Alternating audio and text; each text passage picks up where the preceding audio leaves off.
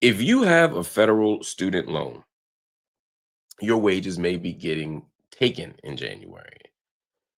This is for those whose loans are in default. Starting on January 7th, the Trump administration will start letting borrowers know their status. The federal government can garnish up to 15% of your wages if you are in default. More than 5 million borrowers, by the way, are in default. Black borrowers tend to have higher rates. No surprise there. Every single measure of life being bad, black people get. Every single measure of black people being good, black people don't get. And higher interest rates, higher mortgage rates, interest rates, higher student loan interest rates, all the rates we get, and this is no different. And so the reason why this is important for everybody is, again, your wages are going to get trimmed, which means it's going to be hard to pay bills, which means it's going to be hard. You enter a vicious cycle of debt. For black people in particular, the fact that we have higher interest rates means that we have higher debt, which means we're going to have a harder time repaying the loans.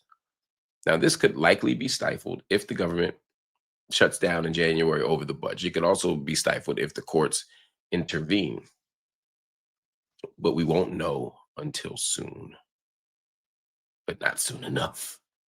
There's a lot of anxiety, and we're talking about literally 2 weeks from today. This thing is going to start. So something has to get figured out. Something has to get figured out.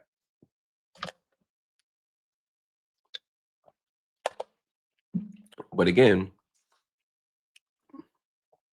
I'm not a vote shamer. And there's a million reasons to vote in a million directions in this country at every level.